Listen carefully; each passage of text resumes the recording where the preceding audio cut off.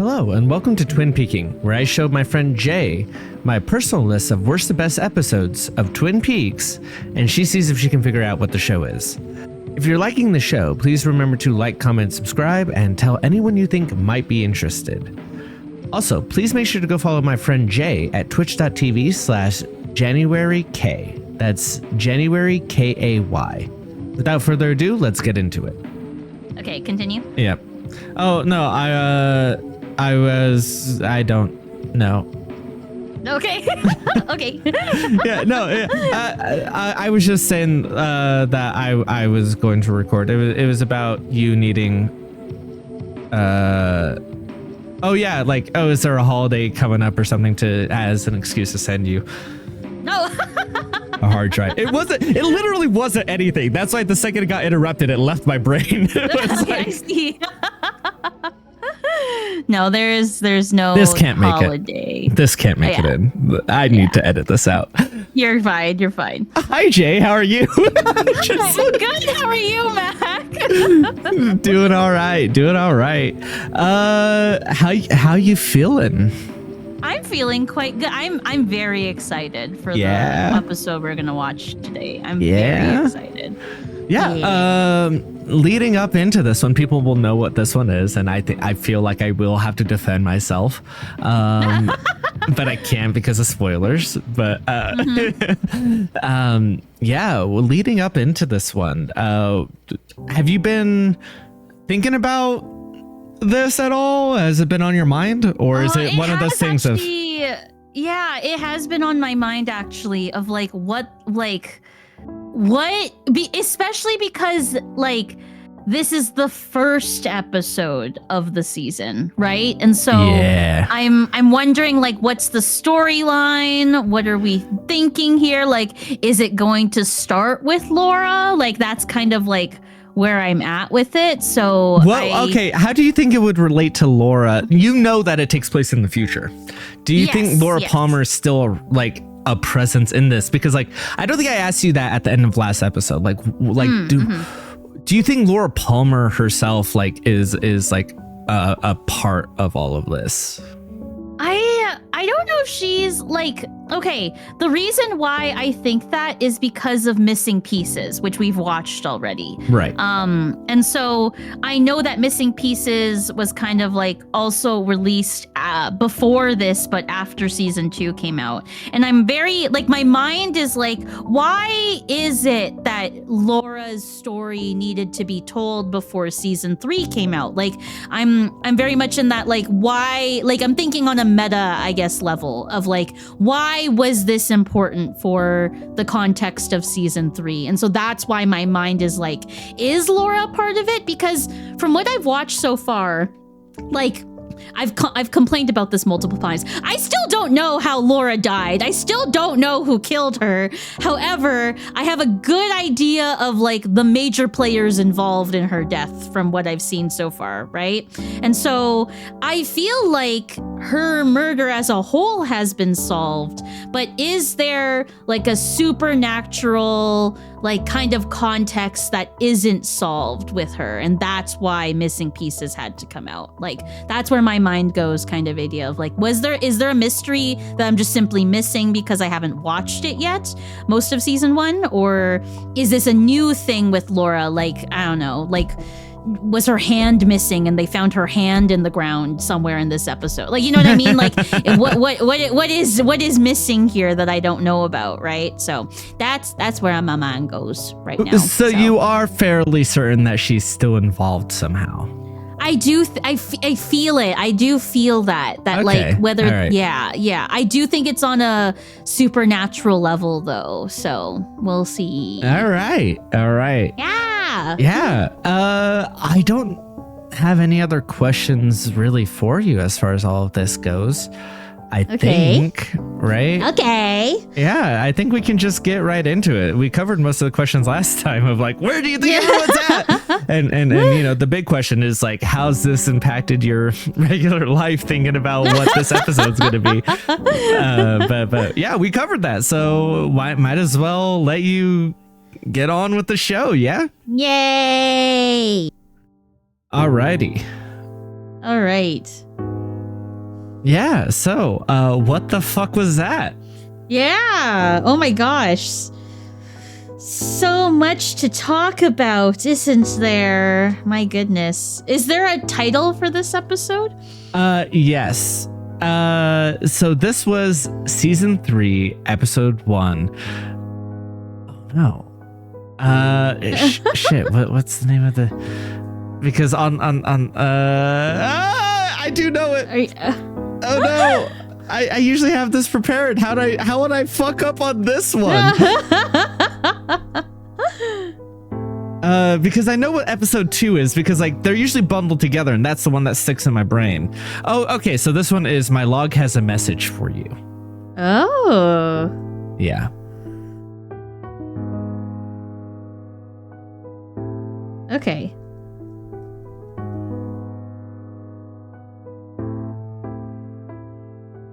Alrighty. Okay.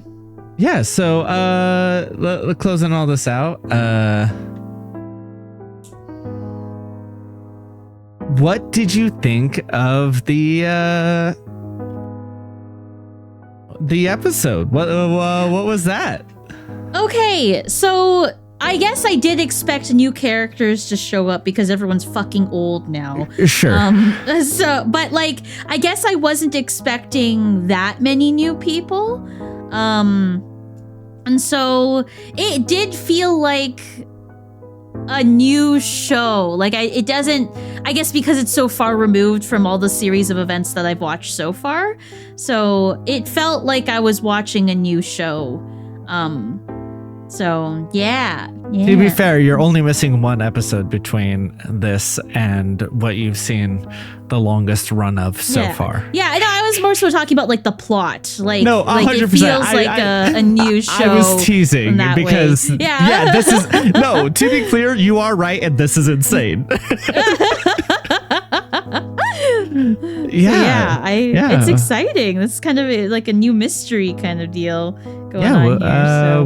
What did you make of it? Could you feel that this was part of like so when this normally, if you watch this on the DVD, this is what I was going to say at the end of the episode. If you watch this on like the Blu-ray box set or the season 3, whatever, there's the option to watch episode 1 and 2 together as a movie where it doesn't have that credit sequence. It just moves on to the next scene. So I see. Could you feel that in the pacing of this episode? It does feel like a movie. Yes, I definitely did feel that way of like, it was definitely a lot more slower paced than regular Twin Peaks that I've seen so far. So it did feel like a movie that way. So yeah. Some people have described the entirety of season 3 as an 18-hour movie.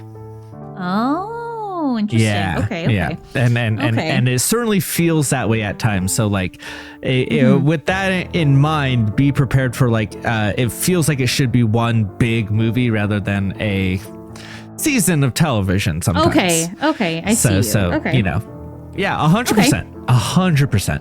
Yeah. Any big thoughts that you want to cover before we go episode by episode, or do you want to save those until, or episode by episode, scene by scene, or do you want to save those until we get to that? I guess I'll save it until we get to the parts where I want to talk about it, because I do have a lot to say about certain things. So, okay. All right, shall we get started here, Mac? Yes.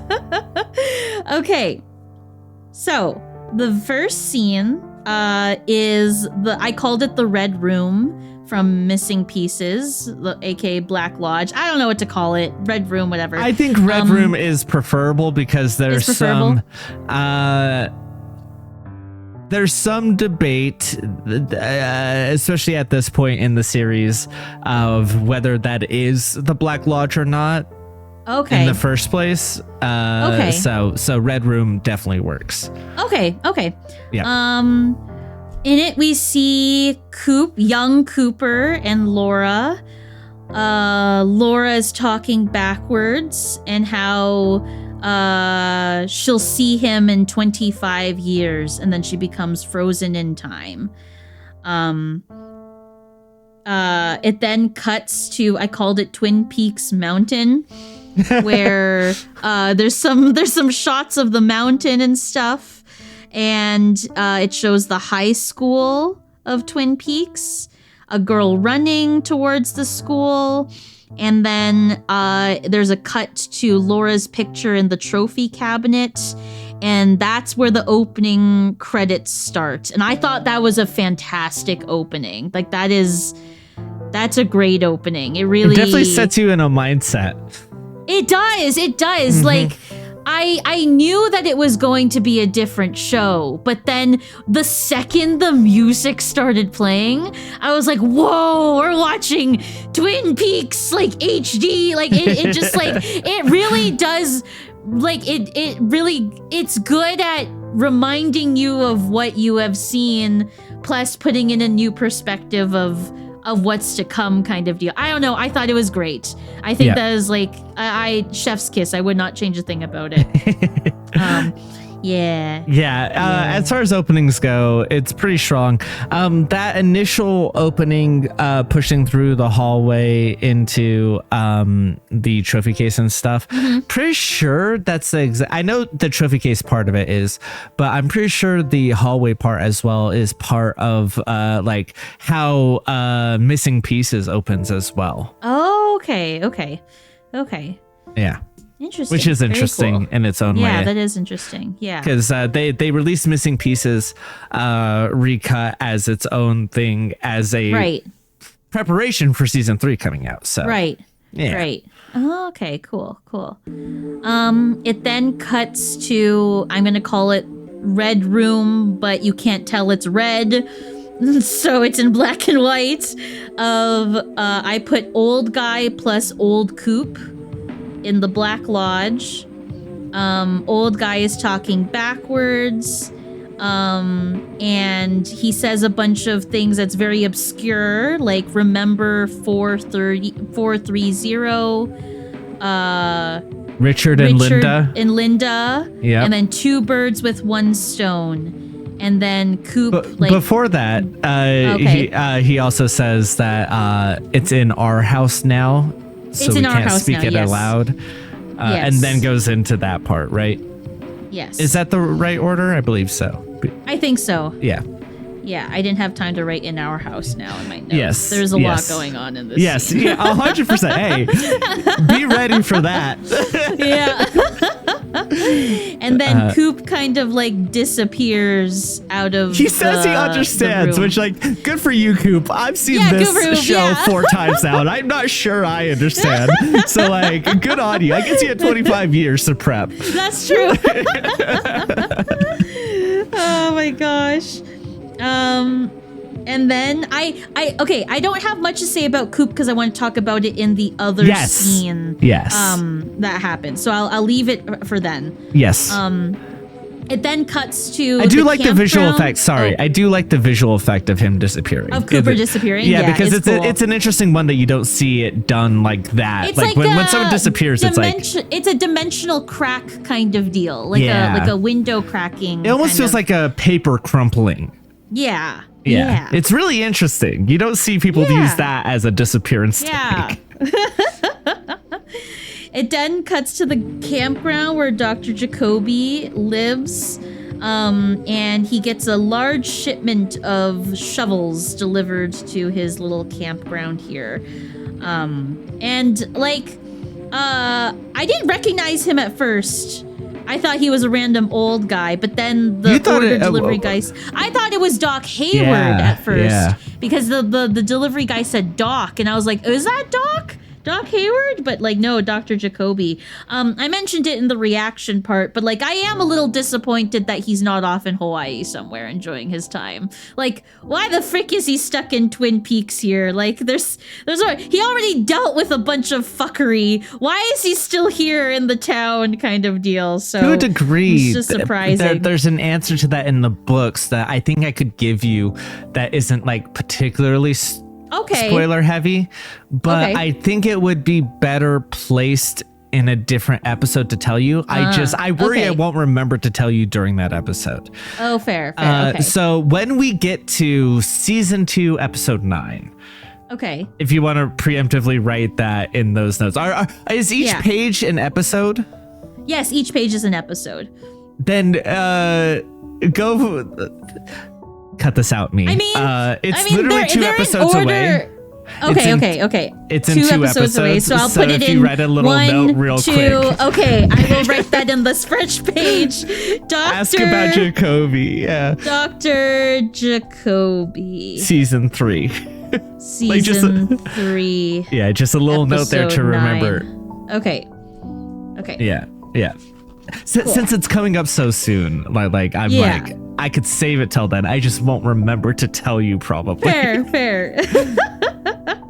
Okay, we'll keep that in mind then. Yeah, it's interesting that he is the first character that is like aside from Coop, he is the first aged character, right? From the previous seasons also that like we the watched. first one that's not like either old scenes or in the like mystical whatever bullshit. Yes. It's like the first real person we see in the world. Yeah, which is it's choice. It's very choice, right? Like why him, you know? God, there's something I want to talk about with this too, that I can't because we haven't seen the first episode of Twin Peaks yet.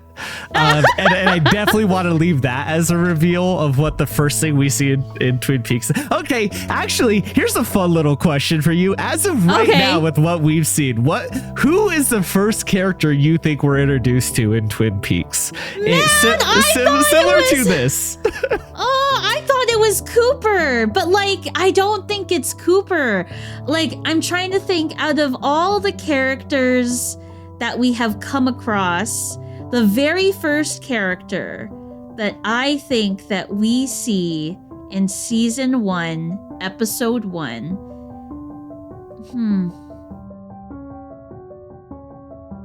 There's a few that come to mind. Okay. All right. For some reason, Ed comes to mind because he's such an ordinary guy. He's like unassuming. Sure. Okay. Leo also comes to mind. Any particular reason why? No, I think it'd be interesting to show a villain as the first thing that you see. I think it's a choice thing, you know, like usually the first person you see is like the hero, right? So I feel like it would just be an interesting narrative choice to show a villain as the first character you see. So I feel like it would just be interesting. Part of me thinks Dr. Jacoby because he's a weirdo, and this episode, like, why him? Why? Unless like, it's a mirror. You know what I mean? You're Unless right. It's like, out of all things to like show, like, why is Dr. Jacoby the first one that we see? Like, if I were to make a guess with this episode, I would have guessed it would have been Ben Horn. Ben had a very interesting character arc, and like he is technically like the next one, I believe, after. Yeah. And so I like that's where my mind goes. Actually, I think the next one is new characters, but if you're meaning like returning characters, then I meant returning characters. One. Yeah. Ben Horn would be next. So that's why my mind goes Ben Horn. You don't think it could be Laura Palmer? I don't think it's Laura. I don't think Laura's the first one that we see. I think she's probably maybe the second or third character introduced. What about Teresa Banks?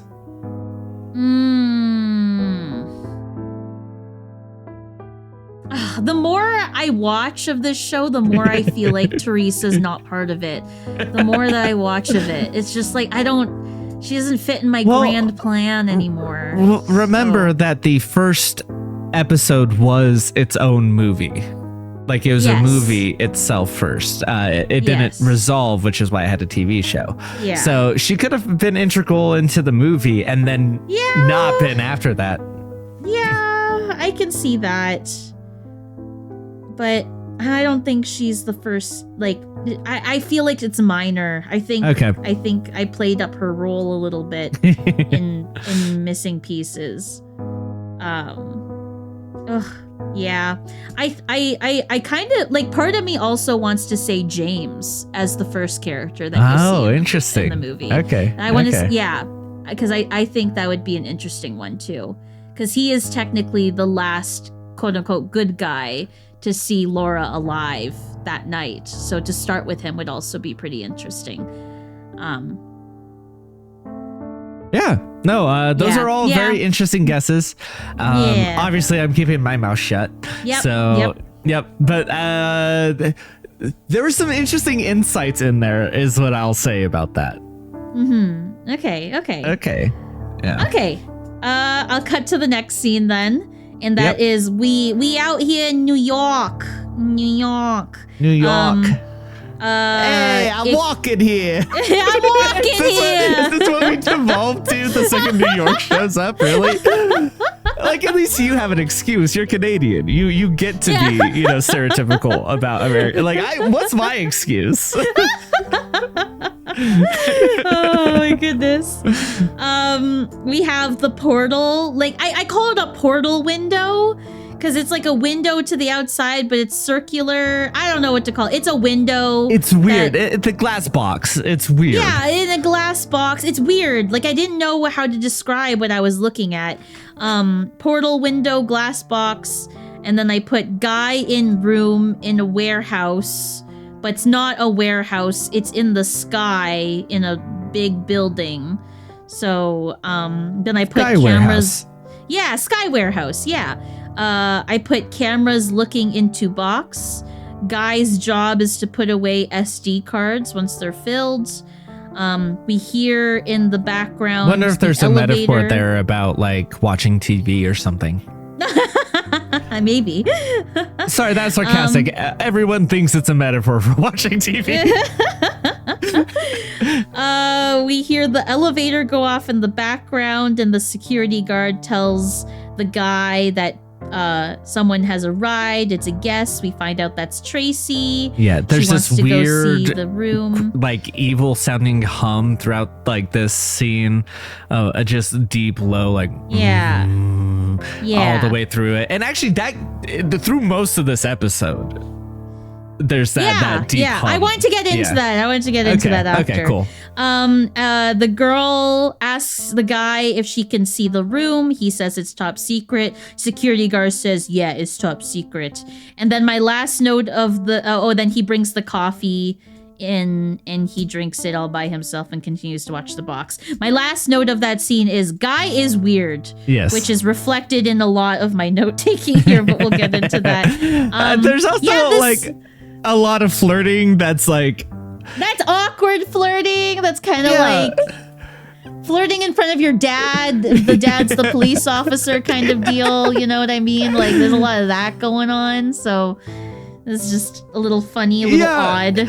Like there's so many great, like, weird lines throughout there of them flirting back and forth. But the one that stands out that we both reacted to is like when she peeks, he's like, "You're a naughty girl, Tracy." Yeah. And she's like, "Try me," but like says it like that, like not actually sexy, but like kind of giddy about it. Yeah. And like he's so weird. He has like this darkness in his eyes. Like it's so everything it's very about strange. it is so funny. Very strange. It's very, I don't know. Yeah, I'm sorry. Funny as in off kilter, not funny as in actually funny. Yes. Actually funny Which is is- about to happen. Yes. Which is what I wanted to touch on is there's a very unsettling feeling throughout the entire scene that's very like I'm waiting for a jump scare to happen kind of deal. Like it's paced that way where it feels that, and then like Oh my there's a God. very what? Sorry, What? this is your first David Lynch episode. Oh shit, there we go. Oh my! You saying like, oh yeah, there's like this sense of, or like, you were like, yeah, there's something about it where you're feeling like there's a jump scare gonna happen. You're feeling like this tension, right? I was like, well, yeah, it's David Lynch. That's like his whole thing is like he can be very funny, and then he also has like this sense of impending dread. Like that he like nails in like mundane stuff, right? Like that's what people say when they say Lynchian is like intense dread in mundane stuff. Right. Okay. And so like you're describing it and I'm like, oh my God, this is her first episode of David Lynch. Oh my God. Like, yeah, nailed it in one. Yeah, 100%. That's very funny. Oh, that's too funny. Because, yeah, I felt that throughout. Like, I didn't feel that. I felt it like a little bit in the campground scene, actually, because there's that shot of like Dr. Jacoby shot. Yeah. and the delivery guy, and it's the shot in between the trees, and the camera's kind of moving in a certain way where it looks like, oh, it's someone's watching them kind of deal. But like, yeah, nothing indicates that there's a guy in the woods watching them. So it just felt, I was like, oh, that's an interesting shot. And then I felt it immensely more in the scene following afterwards. Yeah. So yeah, I thought that was for me, I think that what that is like showcasing like it is scary to live in the woods with that many trees and that many, like, it's really like they have a wide shot to show how isolated he is, and with the motion you're like feeling like the trees are an entity in and of itself. Yeah, like I was about to say, that calls back to something else that I can't remember what episode, but it's like the trees are watching, you know, like the woods are watching you kind of. Oh, the owls are watching or something. The owls. That's what there it was. There was something about trees though. There was something about trees where there's a lot of things about trees. There's a lot of things about trees. Yeah. There's just something about the trees always watching or whatever. I don't remember at this point. The trees are listening, I think it was. I don't remember. Something about trees. Yeah. So, yeah. Yeah. So, anyway, that weird scene, I have more to say about it in the pivotal scene of it afterwards. Well, so, okay, I do have a question before. Okay. Because there's not a way to ask this without having the reveal, unless we like pause. But like, what did you think that was going to be leading to? Obviously, it led to something else. But like, what do you think was happening there initially? Okay, my first thought was like, okay, when we were in New York, I was like, oh, we're going to go to the FBI office, like where Cooper is from, right? And then and then we go into like that weird room with the glass box, and I was like, oh, like what is happening here? Like I was like, are we suddenly like sci-fi? Like what is the vibe here? I couldn't quite place it. And then my thoughts are of man, Mac, I feel like you need to start taking notes of the scenes themselves, because I did have thoughts on it, but I don't remember what they are. I don't remember what they are anymore. But I do remember. I'll do the scenes themselves so you can write your thoughts specifically. My thoughts. Yeah. I have offered that, and you're like, I got this. And I was like, okay, what's in season 3? I'm not sure about that. Now I'm realizing like, no, we need to both do notes, or you need like the episode synopsis in front of you, so that way you can 100%. I can do that, and I have most of the scenes. I'm pretty good on the layout. Mac has watched this show a lot of times. A little bit. A lot of times within a year. Like I think the way I might come across is that this has always been my favorite show, and I've always been a Twin Peaks person, and especially like in like D&D and all this other stuff I run, and pretty much all of my personality, I think that you might assume that about me. I've only discovered this last year. I only watched it last year. Like January of last year was the first time I watched this show. And since then, this is like my 5th or 6th time through the show. So like, no, there's been no control. I've lost the brakes. This has enveloped me. But like, when I'm like, yeah, well, this is how I write my NPCs. This is how like it is so directly like I am the target audience for this show, like to a T. Like every part of this is speaking to me directly, right? But like, yeah, every part of my personality you could have believed was like partially formed off of Twin Peaks, but turns out I had 30 plus years, or like 30 and change years of not knowing Twin Peaks and still turned out this way. So like, but yeah, no, 100%. You know, you said at the time when I offered that like, oh, taking the notes of each individual scene helps you keep track and helps you internalize it. I think that may be difficult going forward. I think it's changing. I think it's changing because like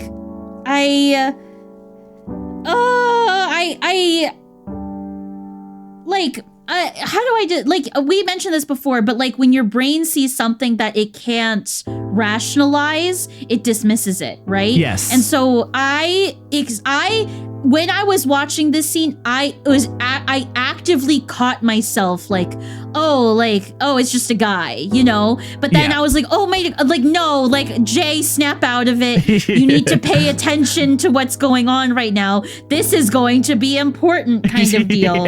And so I was like, then that's when my notes started getting fucking long, because I was like, every detail I was basically writing, in order to rationalize it later, kind of deal. And so to answer your question, I don't remember what I was thinking while watching this, because I couldn't rationalize it at the time. But like trying to remember of what I felt about it and my feelings was that like it felt like a new, like, my first thought was like, are they opening a portal? Like, I thought portal window, and I was like, wait a minute, is this like an actual portal that like is magically, like they found like a magical spot, or they're harnessing energy in the room to try and open a portal to something? That is my first thought that I remember of watching this scene. So okay, magic portal, yeah.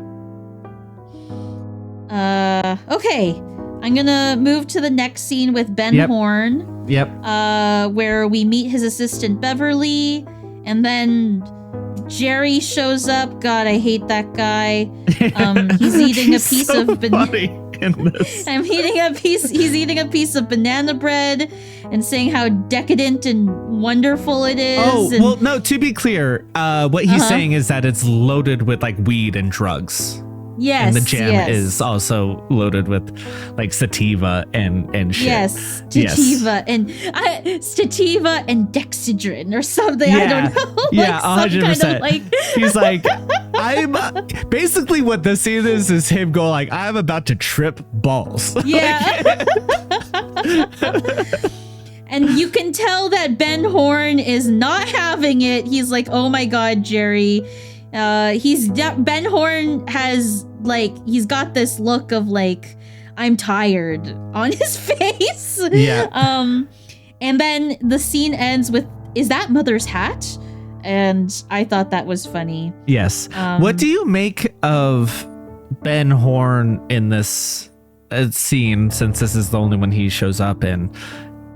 Like, do you have an indicator of how he turned out 25 years later?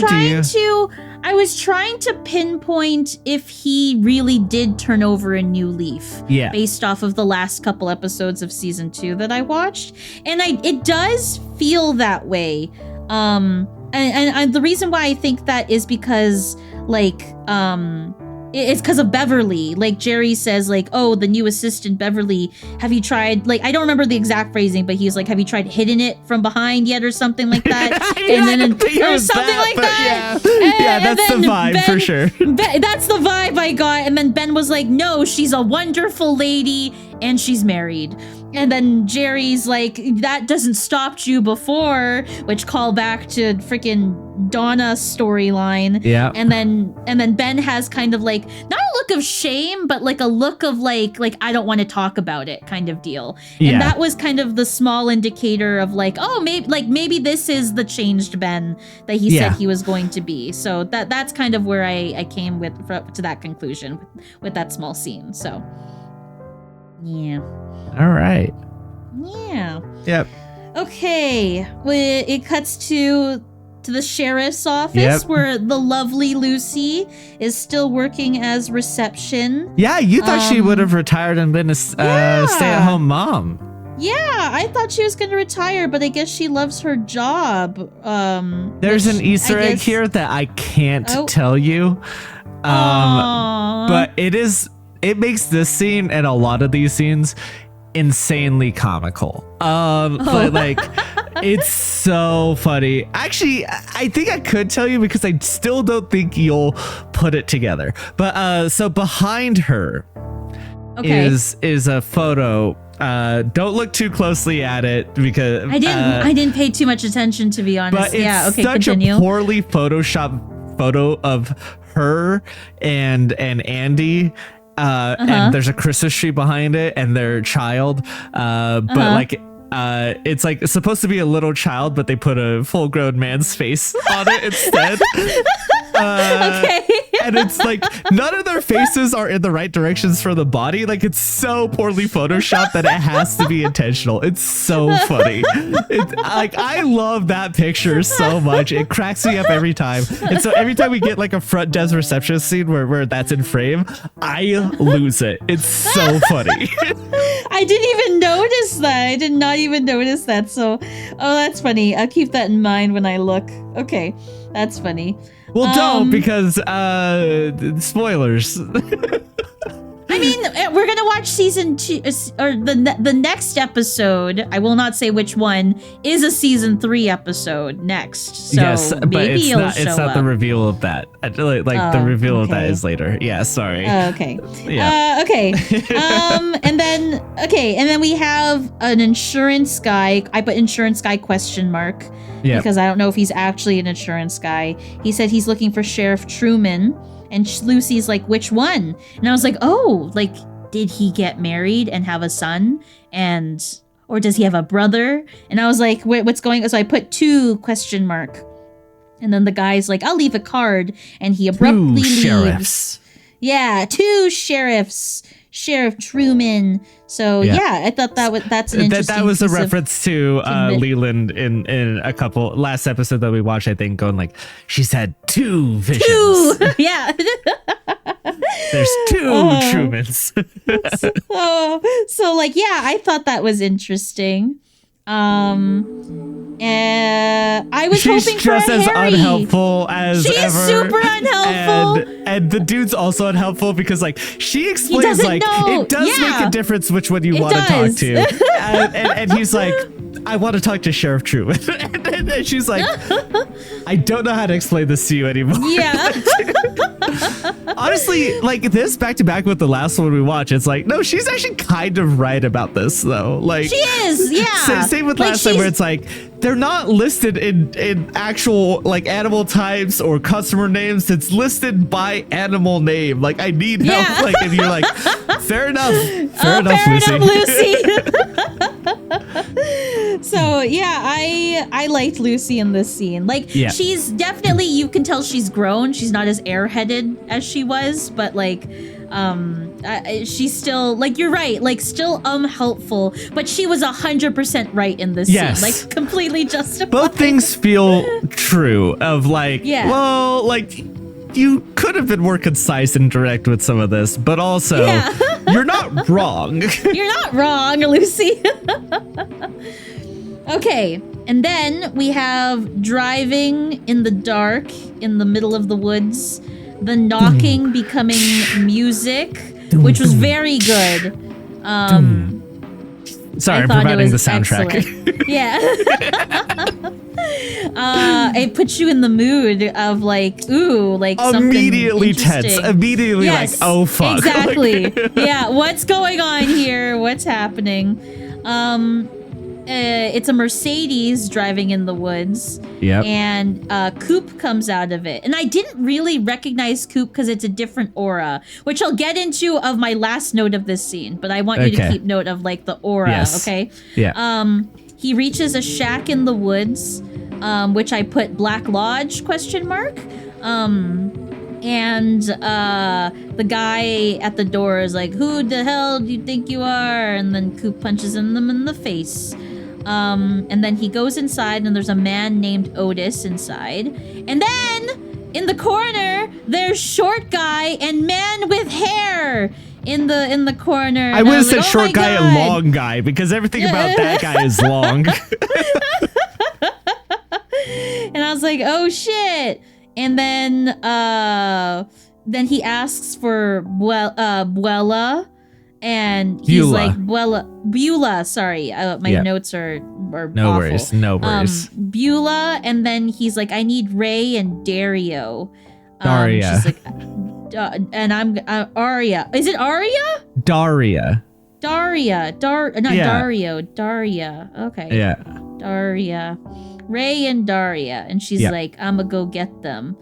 And then, she says, what is it? It's a trucker's world after all, or something. No, so in between her walking out, the guy gets back up outside and like looks like walks in, kind of looks around and is like, I'm gonna hit him, and like no one reacts, and then he goes to hit him, and Coop just very like casually like swipes his hand and knocks the shotgun into his head, and the guy collapses. So when Beulah comes back out, he's like, put something better at your front door. Put something better at your front door. And she's like, it's a world full of truckers. It's a And world walks away. full of truckers. That's what it was. Yeah. Not it's a trucker's world after all, which is the Yeah, very yeah. Disney version of it. But okay. And then she gets Ray and Daria, and they come out, and then they shake hands with the short man and the man with the hair, and they join Cooper to his car. I have a lot of thoughts of this scene. Let's go. My notes of this is this dark Cooper, like dark version of Cooper? Because like the vibe I got from Cooper when he left the Mercedes, I didn't recognize him at first, and then I was like, wait a minute, that's Coop, and I put Coop ? Because like the vibe is off. It's a different vibe. It's a different kind of Cooper that I'm watching here. Like, aside from the hair and stuff like that, like, it just feels like a completely different person. And so I was like, is this Dark Cooper? Like, what's going on here? Also, like, they spent all this time in season 1 and season 2 looking for the Black Lodge, and he was able to drive up to it in a Mercedes. Like, what the frick is up with that? Just like a lot of like, what is this place? Because it's clearly, I think that it's the Black Lodge, but like kind of like how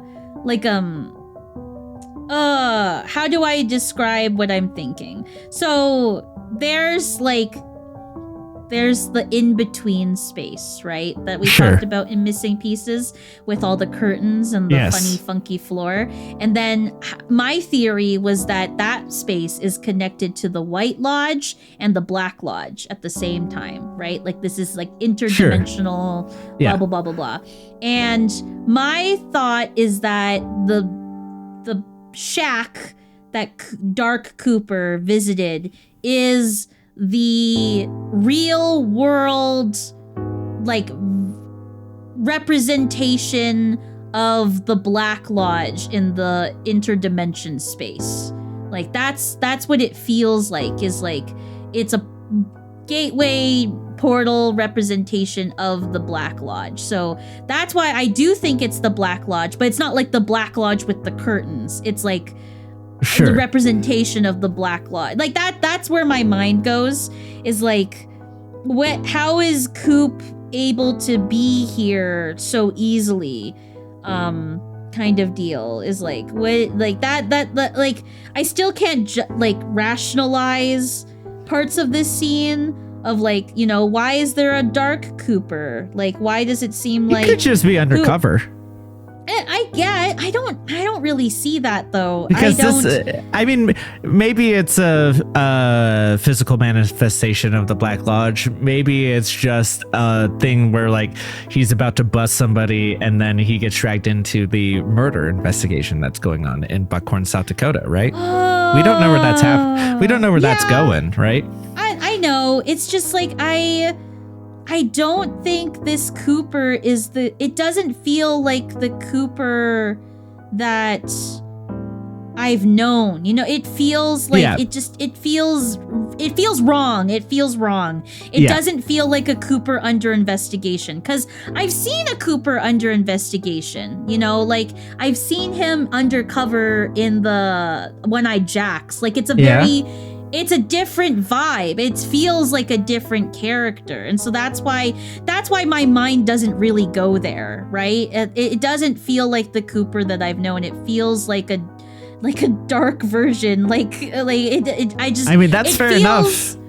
It feels misplaced, right? Like Sure. it feels like in D&D you pick up like a character that looks like your character, but it's not the character piece that you've always played with. And so when you put it in your hand, you're like, wait a minute, this is greasy, and like someone touched this without sanitizing their fingers. Like this isn't the character that I've played with, you know? It feels out of place. It feels wrong. So Sure. that's how I felt throughout that entire scene, kind of deal. And so I don't know. I mean, that's fair enough. It's an I don't interesting know. scene. It is an interesting scene. I can't, Yeah, like I so, said, like, I can't rationalize it. What do you think, if it is evil Coop or like dark Coop or whatever, what is that then? Like, I know! That changes everything, Mac! That changes everything! Cause cause we don't see Coop after that, right? Like he's only No, mentioned in this a is- later scene. Yeah. This is the only scene that Coop is in. And so that's Yep. why, that's why part of me is like, what does this mean? Like, is he a changed person? Okay, actually, I do want to talk about it in a later scene of what I think of Okay. what happened here. Okay? Gotcha. Okay, I'll put an asterisk next to that scene so I remember to bring it up. Okay. Okay. All right. The next scene after that is we're back in New York. The guy is there. He's changing the SD card. He hears the elevator, but he doesn't hear the security guard calling for him. And so he goes out there to see what's going on. And it's Tracy, and the security guard isn't there. No one's there. He checks the toilet. It's empty. And she's like, can I go inside? And he's like, yeah, okay, sure. So then he brings her inside and explains the glass box. And it explained like this place is paid for by an anonymous billionaire. Which is interesting. And the guy explains like, this is my job. I have to watch the box and see if things appear. And then he said that the person who was in his position before him said that he saw something, but he didn't say what it was. And then my notes go, guy is extra weird. And then I put an asterisk, guy is extra weird. When they start kissing. Which I somewhat defended and- initially because, like, to be clear, I do think he is weird. But I'm gonna defend it here again because I don't know. I'll just put in my defense of him, right? Like, I'll put it in as the scene descriptor. But like, yeah, he is weird, and I want to make that clear too. But like, I get it. It's weird in a way that I understand. And then I put kiss but weird because they start kissing and it's weird. And then the girl starts undressing and then she gets naked and then he gets naked and then they start sexing and stuff. But then we're on Showtime, so there's TNA. Yeah, we're on Showtime, so we see booby, yay! And then, but then something does happen in the box. Yes. And then I put aliens? Question mark. I mean, could be a demon. It might still be supernatural.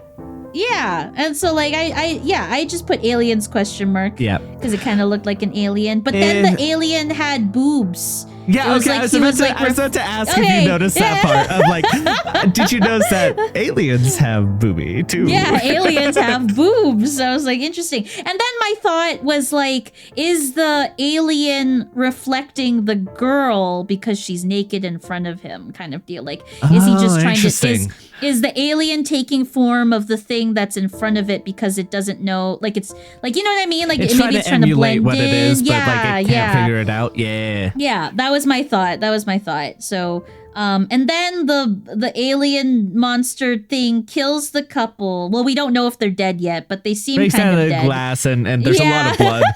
A lot What'd you of blood. make It of the became actual- a slasher film. Yeah. What do you make of the murder of the murder question mark of the two people there and It's kind of all sad. I don't know. Like the guy is weird, but like like I kind of turns out like he wasn't him. nefarious. Yeah, I like him Yeah. too, actually.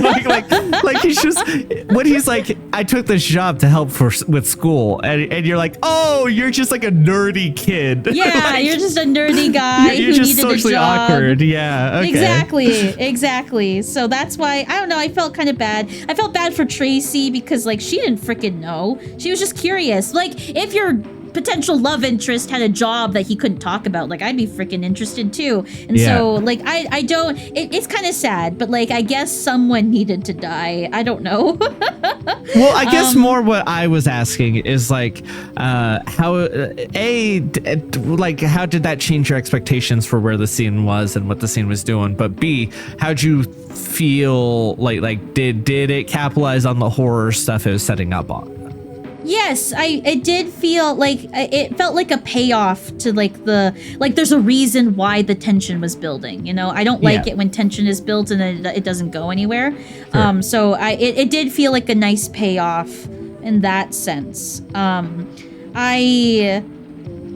Again, the whole scene, it's like something unsettling is happening. Why is the security guard not there? Why is brother not doing his job? What the hell? Like that's the like Yeah, crime. where do you think the security guard is, or I when? don't know. Or like, what's I, happening there?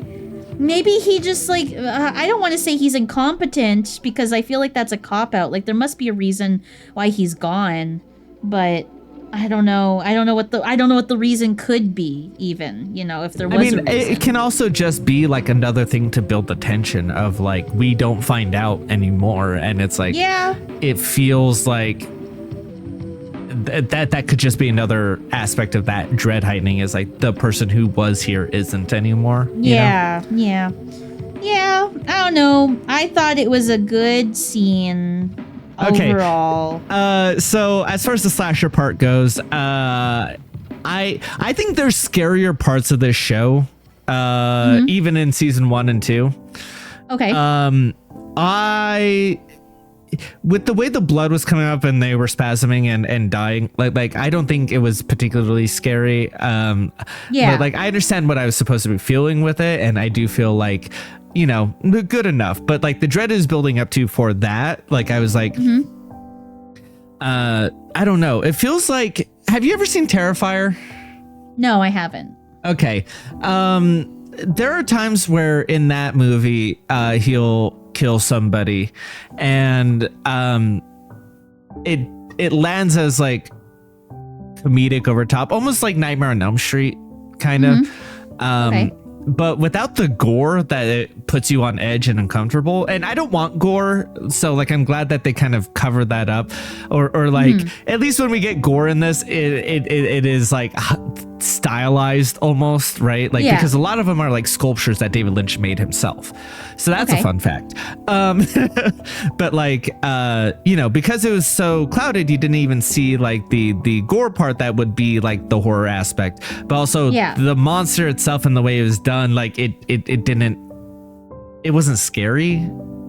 Yeah, You know? I didn't feel scared. I felt more scared at the end of the credits where David Lynch's Yeah. name like popped out. Like I was more scared of that than I Yeah, was no, of and this scene. there's a lot. See, it's stuff like that that gets me with the David Yeah. Lynch horror, right? Like I don't think he does slasher very well. Is what it yeah, feels that's like. fair. That's fair. Yeah, so I want to highlight that, but I didn't want to color your opinion on it. So like, Well, I personally like I hate gore. Like I hate Yeah. like bloody. I like true crime. Like that's where like my kind of interest goes in terms of like this kind of subject matter. But like any kind of slasher film, like I hate like you know. question, just clarifying What? question: true crime, or like modeled after true crime? Both. I Okay. like both.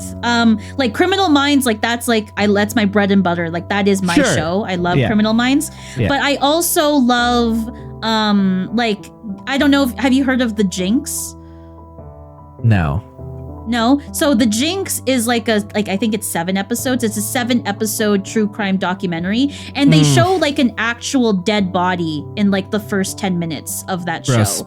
And so like I can stomach that kind of true crime and I can stomach Criminal Minds true crime, but it is specifically slasher where like it like one thing, I guess a good example of that, I hate it when they slash throats and you can see the blood spurting out and like the gurgling of the throat and like them scream. You know, I don't like that like over the top kind of like people suffering in pain, dying kind of deal. Like I'm not a big fan of that. I don't like excessive blood. Like that's never been like my thing. But like this scene, like it was excessive blood, but like it was obfuscated by like the smoke of the monster and like you couldn't really see what was happening. You just saw blood and you could tell it was a lot, but it wasn't like it was covered enough where like it wasn't scary and like I didn't mind it as much. Yeah. So that's how I feel about that scene. So I mean, fair enough. yeah.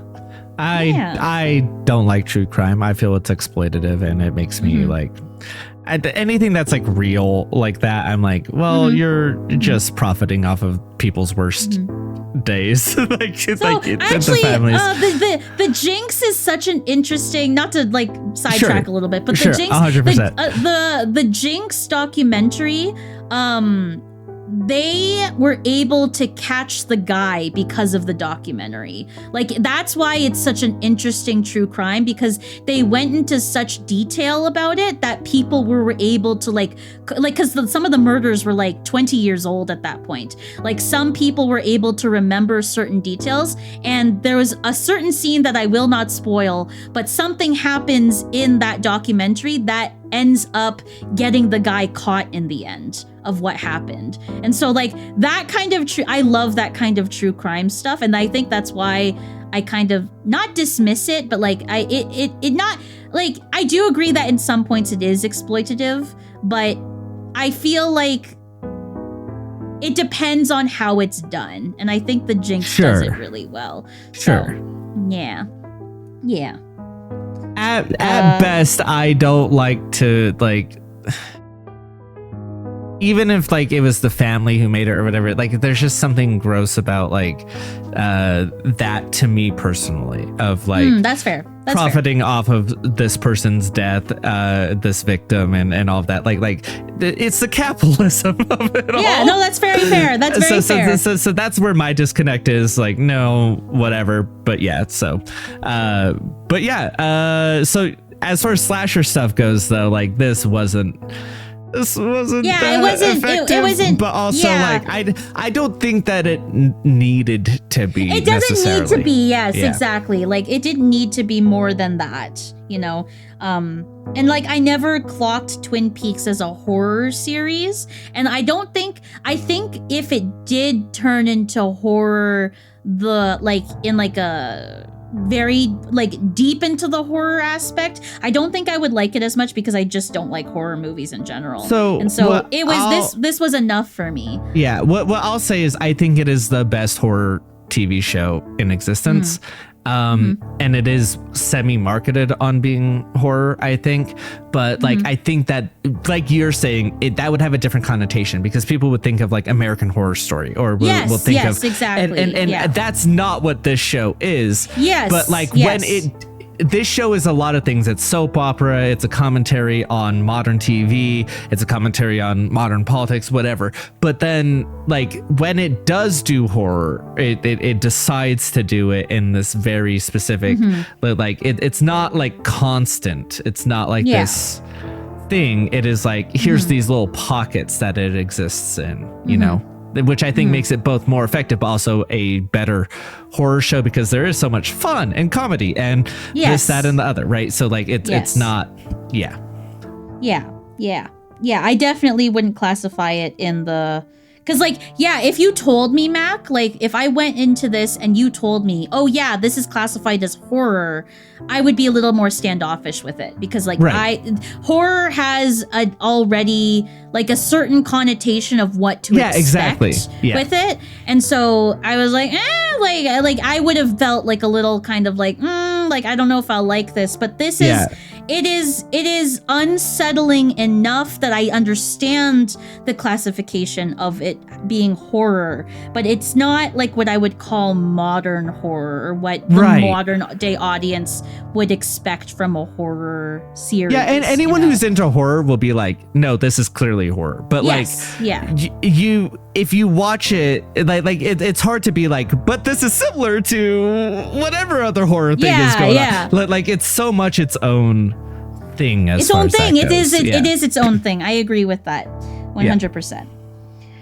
Okay, I want to talk about the next scene. Yes, which is in the apartment building in South Dakota. Freaking Majorie Green. I love this scene so much. This scene is my favorite. I love this. If I ran a Delta Green game, this is how I think some stuff would show up because this is so funny. This is exactly my style of humor. This is micro targeted towards me. I need to let you get through it, but like I need to put it's fine that if you don't like this, I watched this with Evie. She didn't like this, and she's like, "Oh my god, this explains so much about you." And I'm like, "Listen, I was already like this, but like I love this so much." Oh my god. So Majorie Green's coming back from the grocery store and her dog starts smelling her neighbor's apartment and she's like, oh shit, that does smell nasty. She calls 911 and then 911 is like, where do you live? And she's like, I don't know. And that's when I knew. Oh my god. And then the police show up and ask about her neighbor, and her neighbor's name is Ruth. Like immediately as they show up, she's like, it's so funny, I forgot my address. And you're like, girl. Okay. She says that her neighbor is Ruth Davenport, and they're like, we need to get into her apartment, and they're like, she's like, oh, I don't know. And then she's like, they ask about the manager, and the manager's gone, but the manager has a brother, and the brother has a friend named Chip, or no, Hank. It's Hank. And then the Chip is the brother. It's just so much. It's just so, oh my god. And then the police go outside and they see Hank, and Hank is being suspicious with a bag. And then Majorie shows up and she's like, I'm supposed to water Ruth's plants. I have the key. And I'm like, my god. There's a few more steps to that because they're talking to Hank and Hank's like, how'd you know I was going to see Chip? And they're like, oh, no, we need to talk to Chip. We didn't know you were going to see Chip. And he's like, and he drops another name there, and he's like, did this person sell me out? And they're like, what? Like, no, we're just needing to talk to Chip. And then as they're doing that, Marjorie comes out and is like, hey, do you think she's out of town maybe? And they're like, what are you talking about? Because it's their reactions that help sell all of this for me, because this type of thing only works if people are reacting to it like in a good way, right? Yes. And so like they're like, what do you mean? And it's like, well, when she's out of town, I'm supposed to water her plants. I have the key. And they're like, Because they have called up the locksmith to wait for the locksmith to open the door. By this point, it's so funny. And then Hank says, "Am I free to go?" as they walk away from him, which I thought was I thought that was funny, at least. At least. And then, okay, they get into Take the a deep apartment. And then they see Ruth in the bed and her eye is gone. And then it cuts. Oh, and then there's a small cut in between those scenes where Hank is in his car and he's like, "I have the bag. Did you sell me out?" And then it ends with Ruth's head in the bed. Yeah. What's going up with Hank in the bag and Chip? I don't know. I don't know. He has something in the bag. He went to retrieve the bag. We don't know what's in the bag. I don't know. I don't know what to Do you think it's coming up again? I do think that it comes up again later. I don't know what it entails though. Okay. So I have to wait for more information to come out with that one. Yep. And then they bring in the whatchamacallit team, the detectives and forensics Yep. They all take a picture of her body. And then what's his name? Dave. That's his name. Dave, the police chief. I'm assuming he's the police chief. I think he's just a detective. Okay. And then he comes in. He has his gloves on. The other forensics lady is like, "Look at you." She says something about his gloves. I guess he normally doesn't wear gloves, but he did this time. Yeah. And then they pull the Constance, blanket. by the way, is her name. Constance. Okay. Yeah. I think that's correct. And then they pull the blanket back and they see that it is a beheaded body. With the blanket underneath the blanket. And that's the end of that scene. Any indication, any guesses whose body that is? The head part or the body part? Well, so we do know the head part is Ruth Davenport. Ruth Davenport, yes. Yeah, because that is confirmed by the coroner. Yeah. I don't know who the boy body could be. I hope it's not anyone that we know, but the possibility is there. I don't have any information to go off of yet. Sure, fair enough. Make that call. Yep. So yeah. New murder happening here. 2 murders. Yeah. Going at on minimum to kick off. Yeah, to kick off the. I mean, I guess there's technically 4, but the but we saw murders. who the other murderer was. It's not like a mystery. Unless you classify alien demon as weapon and billionaire as murderer. Maybe that could be it. I thought it's an interesting murder to kick off with. Is 2. So. Do you think this is going to be the equivalent of the Laura Palmer murder for the first season? Yes, I do think that is the case. Okay. It seems like this investigation team is kind of like the new team kind of deal. Maybe different set of circumstances for all of them. Yeah. So I guess we'll see. Okay. All right. The next scene is the log lady. Margaret phones Hawk and says that her log has a message for him. That something is missing and you have to find it. It has to do with Agent Cooper. And to answer what it is, it has to do with Hawk's heritage. Yep. And then he says, "Good night, Margaret." I liked that Hawk is the deputy chief. I liked seeing that because he deserves it. He deserves it. I'm so proud of my boy. And then he's looking good. Yeah, he does look good. I'm very happy to see that. it cuts quickly back to the sand. Well, so there's some stuff I want to talk about with Margaret since she doesn't come up again. Okay. Yeah. So touch base there. First of all, you've had a not particularly friendly relationship with the log lady thus far. Nope. Does this make you feel any differently? Nope. I think that I know the actor is dead. It has nothing to do with the actor, so I'm going to preface that for anyone who's listening. Fair enough. Yeah. But I can't stand the log lady, man. Like I can't stand her. Like, of course she has a freaking message for Hawk and like, I don't know, and sending him off on a quest line like a wizard. But like, it's just, everything about the log lady just makes me irrationally angry. And this does not change that for me. This is like, okay, just gotta deal with that, I guess, and then send Hawk on his little mission kind of deal. So I think it's cute. I think it's cute that they seem to have a relationship and an understanding with each other. Yeah, I think it's cute that they're friends. I think it's cute that they're friends, but God, she pisses me off with it. Like, God, she makes me so angry about her stupid log. So sure. Yeah. No, I get that.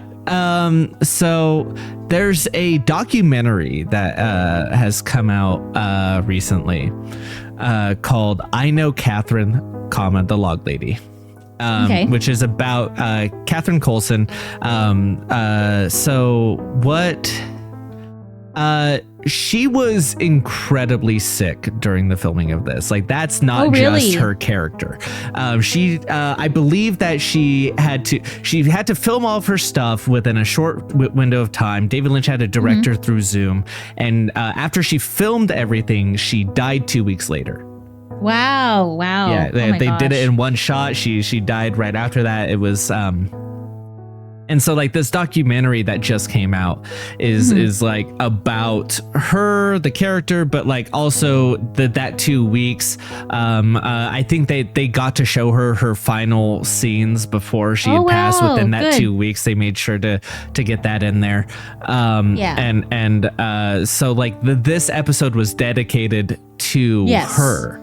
I did see that. Yeah, that's going to be a running theme, and part of why I want to go through the credits is that a lot of people have died in 25 years, and a lot of people who were in this show died before it came out, because they started filming it in 2014. It didn't come out until 2017, and within that window of time, many people who are in the show passed away.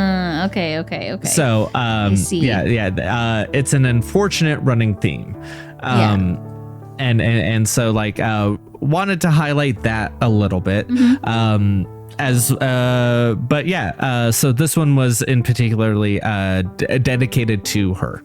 Okay. Yeah.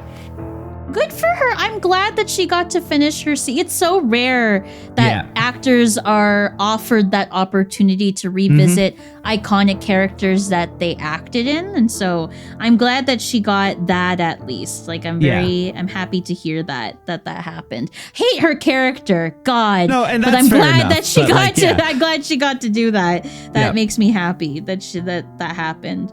So, yeah. All right. I guess we'll keep in mind. Oh man, now I'm sad, Mac. Who's gonna? I've done very minimal research when it comes to Twin Peaks. Like, I try to avoid everything at all costs. Everything. And so I have no idea what's in store for me. Like, I knew that this was set 25 years later. And like, I knew that we weren't going to get everyone, you know. I knew. And so that's why I'm like, I don't know if my heart's ready for that. Like, hearing people die is kind of like it's a sad thing, you know? So yeah. All right. The next scene is at the South Dakota Police Department. Constance is doing a print analysis, and it pulls up they don't know who the male John Doe is, but it pulls up that Bill Hastings' prints were all over the apartment. The next scene is him immediately being arrested at his home in front of his wife Phyllis. it then I don't have much to say on that. Really? It happened. Like, Oh, sorry. I thought this was going to be the point where you were going to be like, "Oh my God, that's." Oh, Matthew Lillard. He's Yeah. in everything. Like, he's in places that you don't expect him to show up, kind of This deal. is true. And so when I saw him, I was like, oh, wait a second. That's like my favorite Scooby-Doo character right there. I do feel like this, like, not to throw shade at his career, because he's had a great career, and that's not what this is. And like you know, he did Scream, he did Scooby-Doo, he did like all of these 13 Ghosts. Like I'm a big fan. I feel like him popping up where you least expected him kind of started with this a little bit of like he started he was in this and people were like, that's a fucking weird place for him to be, and now he's like in a lot of weird places for him to be a little bit, you know.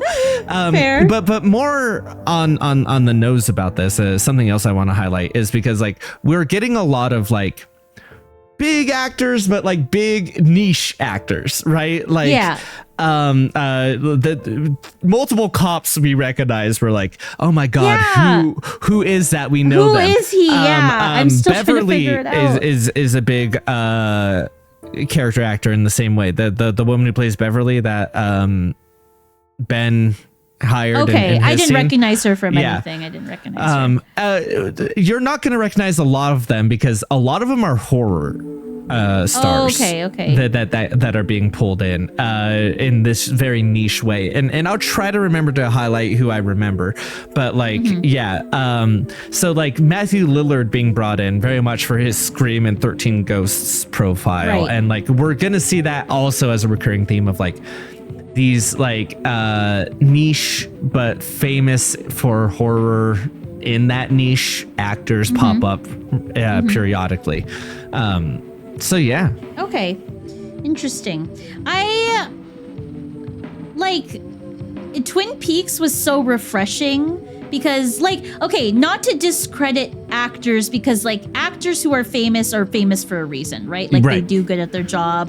They're very recognizable, but it's because they're recognizable that it kind of like sometimes it, like in this case it didn't. But like when an actor is casted and they're so recognizable that it takes me out of the experience, that it's distracting, that's when I have kind of like a problem with it. But like in this case, that is not the case. Yes. Like I think Matthew Lillard did a very good job. The one police officer who I can't place where I've seen him, No. but I know exactly who you're talking about because the same things happen to me every time I've watched this. I still don't know who. I've seen him play like a principal somewhere, like in a Disney movie or something. I can't quite place where I've seen him. I'm gonna look it up after. But I've seen him somewhere. And then the in the other scene, which I'll talk about, the lawyer guy, the prosecutor guy, I swear to God that he is that guy in Criminal Minds. Like he is the one that shoots Penelope Garcia in Criminal Minds, I'm pretty sure. But I'll have to double check that. But that's where I've seen him from. So yeah, there's a couple in there that like they're not distracting. Yeah. Their casting Right. is not distracting at all. So I do like that. So I am worried there's gonna be one or two that will pop up that may trigger that for you. Okay. I guess we'll see when we get there. Yeah. Okay. The scene that I want to talk about the most, which is the next scene, Yes. is Hawk bringing out the boxes, which is what I'm assuming is of Laura Palmer's case. Right. And Andy and Lucy come in there, and Lucy asks, like, what did she mean, referring to the log lady? And Hawk is like, I don't know. Like, she said that something was missing. It has to do with Agent Cooper, and it has to do with, like, my heritage. So we have to go through these boxes. And then Lucy goes, but Agent Cooper has been missing for 25 years. And so that is what I wanted to talk about, is what that means. Because like okay, when So for those that are watching this in a stupid order, which is in order of the show, you don't know this, but like I haven't seen the last episode of season 2 yet. I have not seen it. And now I'm piecing together that maybe Cooper doesn't get his happy ending with Annie. That'll make me so sad. I was hoping that they'll have a happy ending, they'll be together, but now I'm thinking like, what if he sacrifices himself to the Black Lodge to protect Annie? Oh, that would make me so upset. Oh my god, that is so upsetting to think about. It's just like, Cooper, like, what if he locks himself in the Black Lodge for Annie to protect her from stupid Wyndham Earl? I hate him. Oh my god, I want to freaking... Why are you touching my precious Cooper? And so now I'm sad. Does this change your opinion on Wyndham Earl potentially coming back in this season? Man, because at the time you had thought, I thought he was gone. Oh my god. Yeah. And so now I'm sad because what if he is back because he's stupid. So now I'm upset. So yeah, the fact that I know that now that Cooper has been missing is making me sad. And yeah. Okay. Yeah. Yep. Yeah. Yeah. That. So does that potentially change your opinion on what you called Dark Cooper? It does. It did change my opinion of Dark Cooper. I do think I'm on the right track of Dark Cooper. Do you think that's like Coop being stuck in the lodge and having to adapt to his circumstances, basically? Yeah, basically. Yeah, like I think he had to change as a person.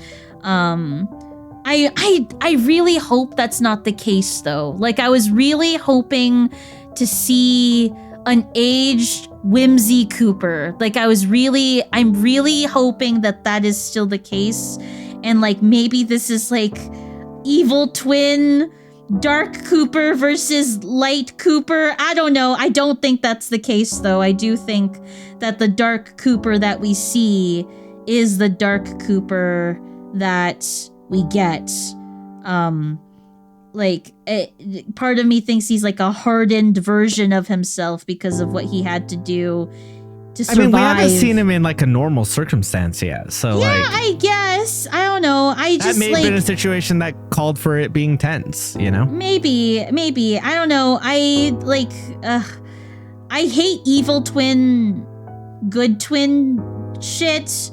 It can be done well if it's done well, but like I've seen it done awfully in the times that I've seen that kind of trope, and so I'm hoping that it is maybe it's Dark Cooper, but then he doesn't realize he's Dark Cooper, and maybe it's the magic of friendship that makes him come back to previous Cooper. I don't know.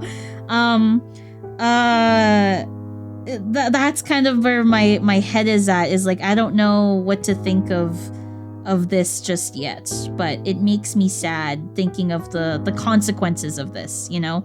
Like the consequences of this is like Harry. What happened to Harry? Is he guilty over like losing Cooper? Like what is the consequence of his character? What about Annie? Where did her character go? If that's what happened, then Harry would have lost his girlfriend and then his boyfriend all within a couple of weeks. Yes, exactly. Yeah. And so that's why it's like it's sad. Like I feel bad for Harry at this point. Like what happened to that? And then my mind goes like, what happened to Annie? Annie, like is she alive? Like she must be, I feel. Is she feeling guilty over the situation of missing Cooper? What about like Cooper's boss, freaking Mr. David Lynch himself? Like what is his role in like Cooper being missing?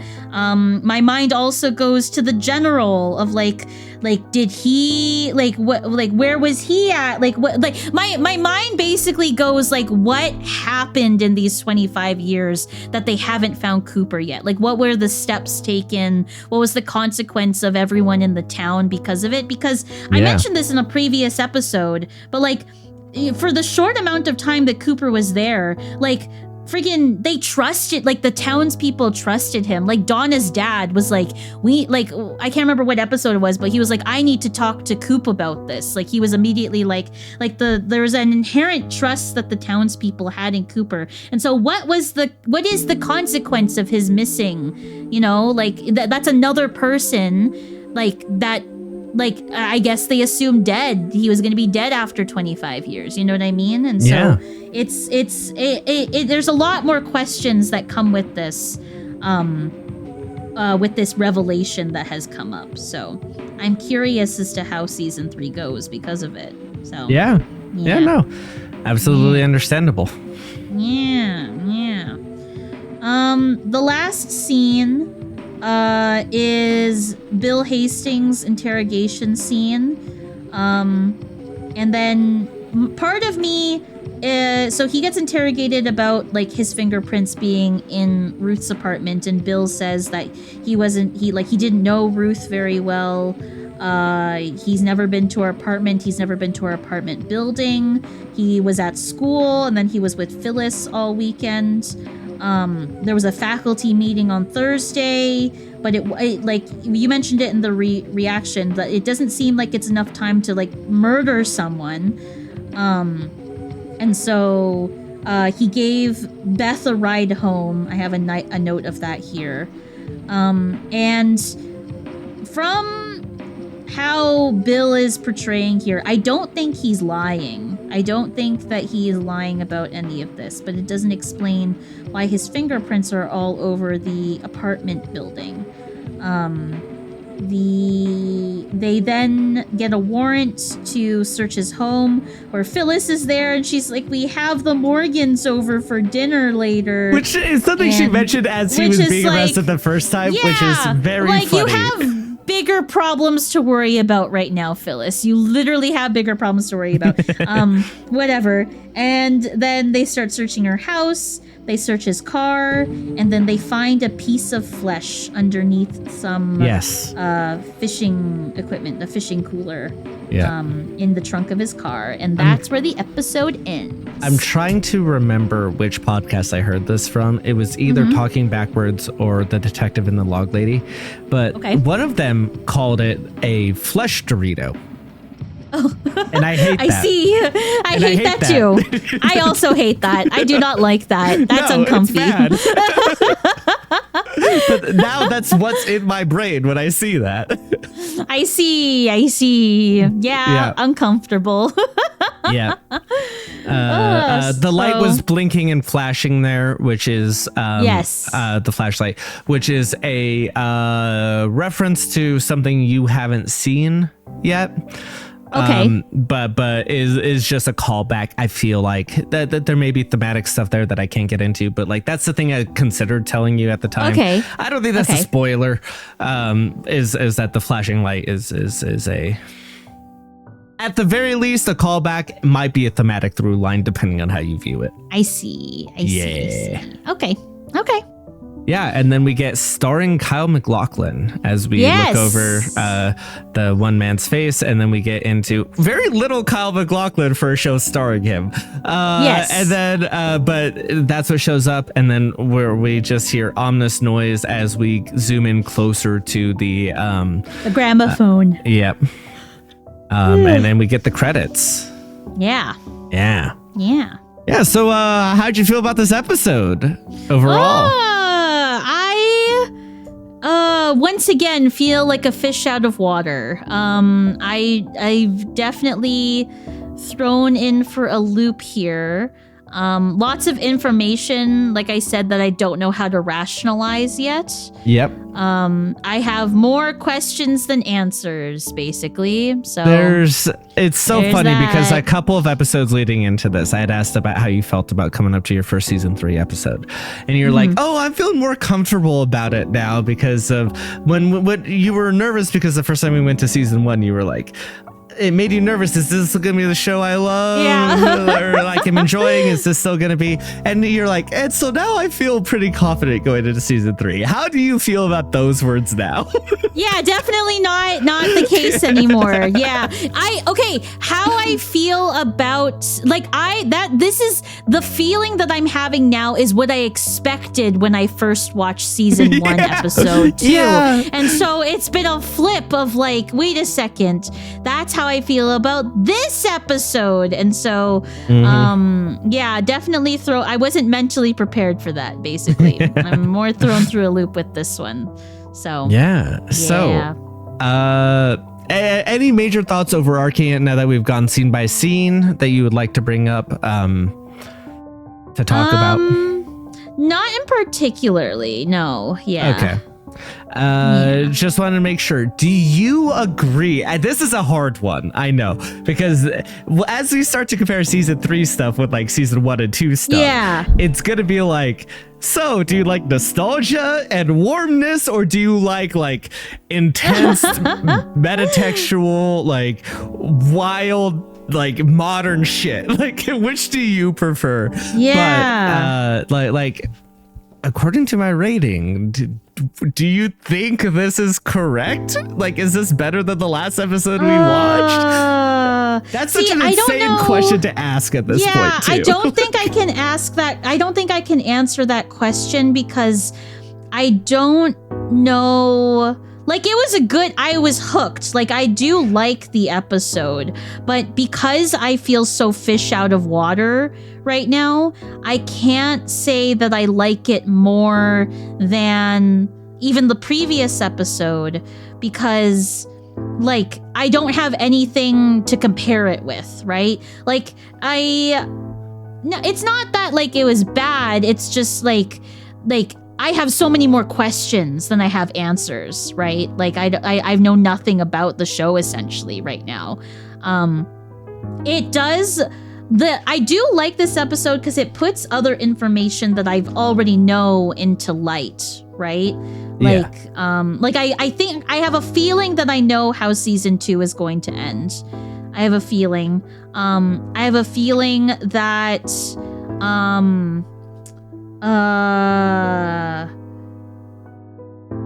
with Laura, I have a feeling I think I figured out like Laura's storyline, like what happened to her based off of conversations that we've had, aside from like who actually pulled the trigger. But like, I like that this episode did that for me because it put into context of the previous episodes, you know? But like, I don't know where to place it. I don't know if it's better or worse than the last episode that we watched. But I did like it. I did like it. That's fair. It does feel like being like, you know, what do you like? True Detective or, you know, God, I needed to pull like something fun and good, but like completely different. And I just blinked as I was coming up with this analogy. Oh my God. You know, or Avatar. Like, you know, like, sure. Do you like True Detective or Avatar? And you're like, those are two different things. Like, yes, exactly. Like, I like them both. Like, what do you mean? Yeah, exactly. Yeah. That said, I think I might be more on the True Detective side. That first season, I've only watched the first season, but that first season kicks ass. And they say that they were heavily inspired by Twin Peaks. And then Twin Peaks was also inspired by them now, so it's like really cyclical. But yeah. Okay, so for the first time in a long time, I could ask you, what's Twin Peaks about, Jay? Twin Peaks is a detective show with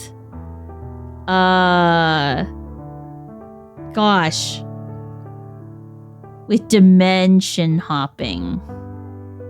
A dimension hopping detective show? Yeah, that's where my mind goes. Yeah. Alrighty. Yeah. I guess like thematically, what would you say? Like with the last episodes we've had, that's a hard ask right now. Actually, though. I mean, right now it's like it's a suspenseful horror. Like that's Yeah. thematically what it is. So, yeah. Fair enough. Yeah, no. And then for as why I rate this where I do, I think that there's some people who would think that certain other episodes, there's a lot of episodes on IMDb that they're saying, hey, you should have seen this already. Like on the IMDb list, like just to go through the episodes you should have seen of season 3 already. Okay. Season 3, episode 12. According to IMDb, you should have seen like 10 episodes ago. Okay. Interesting. Yeah, it's Okay. not very popular. Then season 3, episode 5, you should have seen already. Season 3, episode 6, you should have seen already. Season 3, episode 10, you should have seen already. According to IMDb. Oh, interesting. What's not on that list is this episode. Right. Interesting. On this episode, scrolling down, I need to find where it's at on the IMDb list to compare. But like, yeah, I rate this about 10 episodes worse than most people do. Okay. I think that like you can feel that at the very least it's the split of a movie 1 and 2, part 2 being season 3 episode 2, or worse, like the very intro to a 18-hour movie. Right. I definitely feel that. If you can't tell, there's a lot of scenes of this I love. There's the part where he's watching the glass box. There's the Marjorie Green stuff. There's the just a whole lot I love about it. It's hard to say that like there's a lot of starting points to this, which I like is fine because it's the start of a new season. It's hard to say that anything actually happens. Yes, we I agree get with that. 2 people killed, and that's like the only thing that really happens in this episode. And I think that makes complete sense. It's not like a dig at the show itself because it's the start of a new season. It needs to set up all this stuff, especially like as a reboot, right? Yeah. Yep. That said, I think that does make it less interesting than a lot of the other episodes. And that's not fair. that I like how long David Lynch takes with his shots. I love how long it takes for certain things to happen. There's an infamous scene. It's one of my favorite things. And saying it that way, hopefully we'll get the point across of just David Lynch taking his time doing nothing. I think that's great. I do think it's better used in other places. Again, there's a reason that I rate this as highly as I do. This is the first episode of season 3 that has made the list, right? Like that's 18 episodes deep. Right. To fully put that into context. So it's like, Yeah. I obviously think it's very good, right? Yeah. But I do think that compared to everything else, I think there's a lot more exciting stuff in store for us. And there's some stuff that people, I know why some of those episodes are rated where they are, and I can defend it. Oh, okay. I can defend the episodes that people think should be lower more than I can defend this, I think. So Okay. yeah, but maybe I'm just a contrarian because that is also true. So but yeah, what do you think happens next? Okay. Without spoiling what episode we're going to watch next. Oh, I just meant like literally what in the timeline do you think happens next?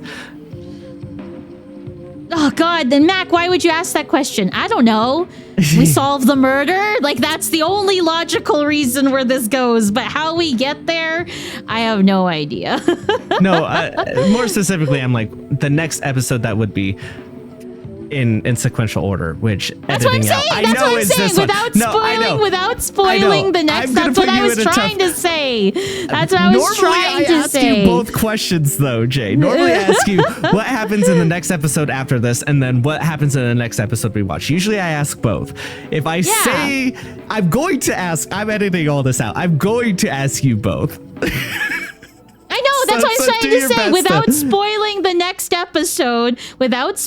the next episode that we're watching, I think that we are going to find out that Bill is probably not a murderer. He probably didn't do it, but he's basically freaking James. He's got a lot going against him right now. In terms of like the death of Ruth Davenport. So we'll see where that goes. And then we'll find out who the John Doe is. I want to find out who John Doe is. So okay. Yeah. Yeah. And what do you think happens in the next episode we watch? Same thing. Okay. I was really hoping to put you in a difficult position where you'd have to describe the same thing 2 different ways to make it sound like it's 2 separate things. Surprise! No. I'll just reveal it now. Like it is part 2. Yeah.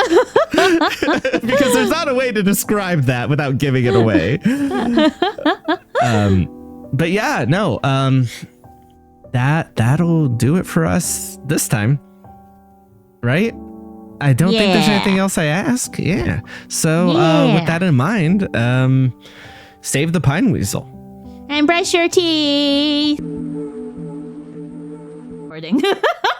Okay, start with how you started the sentence if you're okay. We were talking about the log lady and how, like, I hate the log lady. And Mac was like, I think you're the only person that hates the log lady. And I was like, this is true. It's because like my first interaction with her, this is why first impressions are important with me. Because like my first interaction with her is freaking nonsensical bullshit when I didn't realize that the nonsensical bullshit was important and integral to the show. And so like I just don't like her for that reason. And so I was telling Mac, like, I think I have like a unique sense of like characters and my opinions of them because and I mentioned to Mac, which I'll say here, that I like Leo as a character. I think he's an interesting character. I'm not saying that I like Leo as a character and the stuff that he did to Shelley, but I think he's an interesting character because of what his character brings to the show, kind of deal. Yeah. And I do like Leo because of that, but I feel like I am in a very small minority, and I recognize that. I completely recognize that I'm in a very small minority because of it. So, yeah. I do think people appreciate what Leo brings to the table for the show, or at least I do, for the first half of his stuff. But like, the second half is where people fall off of Leo as like an interesting character. And that's where I think the disconnect is for you compared to everyone else's, because you're still like, no, I'm still on board for Leo with that, because that's how you were introduced to him, which is very funny. I definitely like I understand why a lot of people feel that way with Leo, but because it's like, because my very first interaction with him is like, oh my God, this poor disabled man who has a wife. And like, I think of Shelley differently too, of like, man, she's like stuck in this house with Leo, like taking care of her disabled husband. Like, what a tragic story going on here. You know what I mean? I would argue that is her story, though. Yeah, and it's such a different direction, right? From the other way. Like, now I see the other way, and I'm like, oh, like it feels different watching like knowing the Z and seeing where A started. It's such it makes me feel like we mentioned this before, but like it makes me feel ickier about Leo's treatment and how he is portrayed in season 2, because it's like I feel more like, man, they're punching down on the disabled guy, like he gets kidnapped by the titular evil person of season 2. Like, then, like on top of that, like he helps the general escape the whatchamacallit, what's his name? Wyndham Earl. And like he helps him, and then he's like, save Shelley. Like it just makes me, there's like a little soft spot for Leo that normally I feel like isn't there for most people. It makes me feel like a certain way about it. So, yeah. No, I'd agree with that. And I think that tracks for, excuse me. Like, so the log lady in particular. she's in the first episode. Like I that's not a imagine. spoiler. Yeah. She's like she was one of those characters. Obviously she's not in every episode, right? Because you've only seen her. You didn't know she was like actually important until like, because we had gotten like 3 episodes in before I introduced the Log Lady intros to you, and then she showed up in the real show, and you're like, wait, no, she was supposed, like, I thought she just did the intros, like so like that's how many, like, we got 5 episodes, 6 episodes in before she ever showed up, right? Right. And so clearly she's not in every single one. Yeah. She is one of those characters where people are like, oh, when they think about Twin Peaks, they think it's a sexy, hot show of young people getting it on, which, hey, turns out that wasn't what the show was either. Yeah. Jokes on all of you. The marketing really fucked you over on that one. But then the other thing people knew was like, and it's weird, there's this lady with a log. Like, Yeah. it was like one of the things that people knew about it going in, and then finding out that like the lady with the log is actually like important because they knew she was around and it was part of the weird aspect of Twin Peaks. I think Right. that may have given a softened the landing for her character Right. for a lot of people. Which you didn't get. I did not get I had that. to edit it out. So I had to edit it out of the first episode because I had butchered that episode to bits to try to get it released, Right. rather than fighting the DMCA's, which is what I do now. So I had to edit out the very intro bit, or rather I missed it during the butchering. Where you talk about like what you knew about Twin Peaks, which was nothing, because Right. when we started the show, you had asked if it was animated, Yes.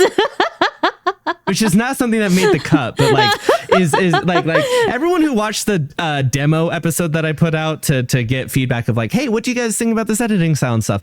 Everyone who saw that and then saw our actual episode was like, well, I wish you had kept in the part where Jay was surprised it wasn't animated. Yeah.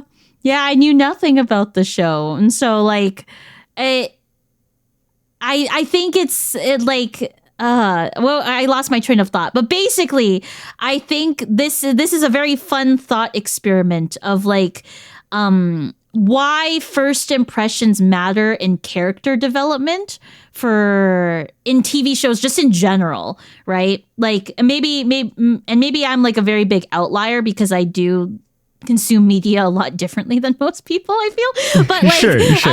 but like I think that's why like it speaks to why things need to be written the way that they are written. You know, there's a certain sequential of order of things that need to happen in order to be a good storyteller, in order to elicit the right response from the audience that you want to. And so yeah, there's an art to storytelling, basically, is what I'm trying to get at. Particularly with like TV shows, because like a lot of TV shows are kind of this like stagnant thing of like you're not allowed to actually progress because you need to return back to your base situation in order to have another episode and have it be serialized and have it be right. Like to a degree we get a little bit of like prestige televisions where it's like this is a short run series of this many episodes and that's it, and then they can do whatever. But like for the most part when you consume TV, it's like there needs to be a return to center for each of these characters, right? Yeah.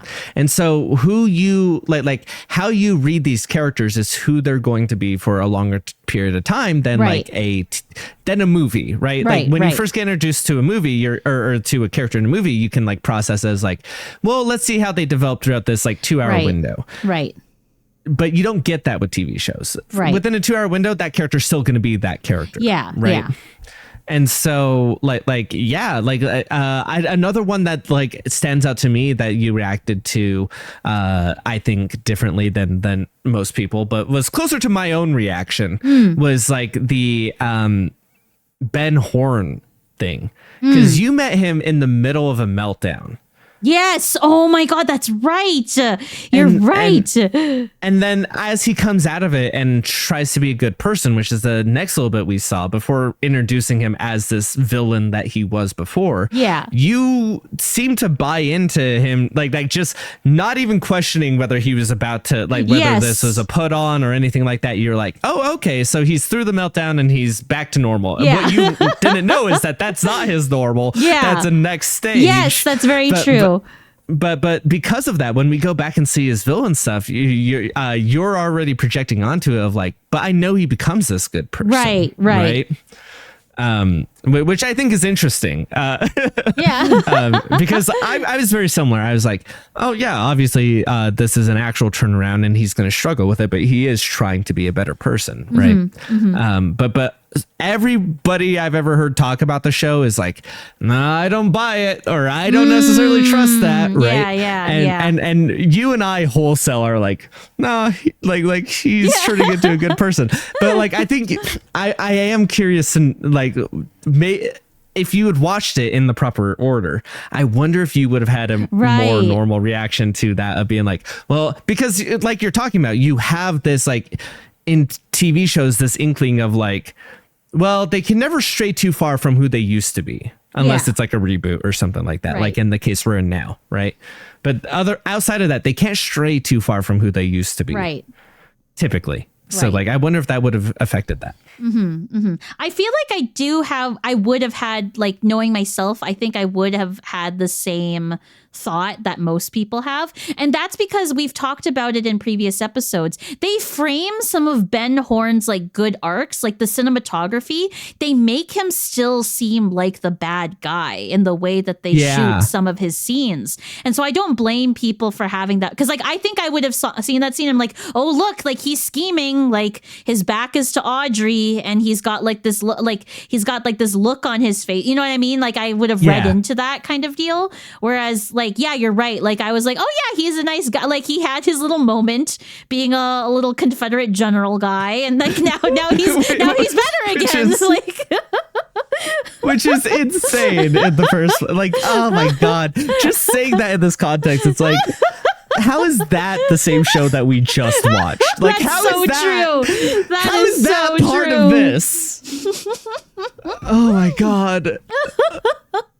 I can see how why you far we've rated. come. I was about to say I can see why you rated that episode so low now. That was the first episode. That was the first episode that I watched. The diet. I remember you being like, oh yeah, it feels very, you know, because like what you know about David Lynch is that he is a bit weird surrealist, right? Yes. And so I remember during that first episode, you're like, oh, it feels kind of like I can kind of feel the David Lynch about it, right? Yeah. And I was like, well, I think it's them trying to pretend to be David Lynch.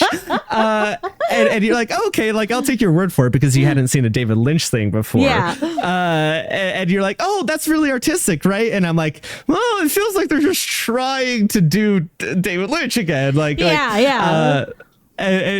is so funny because like as we progressively get farther from that, you're kind of just like, oh, okay, understood. Like on the episodes there, which is so funny. Yeah, how do you like looking back on, because this was the first episode of David Lynch you saw. Yes. Yeah, so like looking back on the rest of Twin Peaks we've gotten so far, like how, because David Lynch has directed the most episode of Twin Peaks in season 1 and 2. Right? How do you think that is with what we just saw as, and you should know he and Mark Frost like wrote all of Twin Peaks: The Return. He directs all of the episodes. Like it's not, so it's all him and all Mark Frost. Okay. How do you think, like, having seen this episode, we're going to be getting to David Lynch episodes eventually. How do you think that is different or the same than the episodes of season 1 and 2 that you've seen so far? Separate from the season 3 stuff we just saw, to be clear. I do like the episodes that I've seen so far. And I do like I know you said not to count this one, but I do like this episode. Like the vibe that I feel like if this episode, or okay, can you answer this question? I don't know if you can or not, but like Maybe. We'll see. how many David Lynch episodes have I seen so far from season 1 and season 2? You haven't. I haven't. So I've seen 0. Yeah, sorry. That is my question. Okay, Yes, you haven't okay. seen a single David Lynch episode Okay, in season 1 and interesting. 2. So with I've that watched in so mind, much how of do you season think? 2 already. What the heck? I haven't seen a proper David Lynch episode yet. That's crazy. Okay. Yeah. So with that in mind, Okay. how do you think that impacts? You've definitely seen ones where he had his hands more on the episode, but they're Okay. usually directed by somebody else. Okay. Interesting. So with that in mind, having now seen your first taste of David Lynch, how do you think that's going to impact those episodes of Okay. how do you marry this David Lynch stuff that you've seen with season 1 and 2 I see. that Okay. are going to fuse? Okay, I see. Like, I But definitely. yes, you are also right that it is wild that you haven't seen a yeah, David that Lynch thing is so far. crazy. That is crazy. Okay. I do think that we're going to get more into the super, like, you know how I said, like, I've been, for the longest time through this podcast, I have written off the supernatural stuff because I was like, this has nothing to do with the show. I don't give a shit. I just care about the murder mystery. I do think that like, obviously, it is more integral to the show than I thought. And I think with the David Lynch episodes, I'm going to get more of that, which I do like it. And so, like, I think I'll get more of that.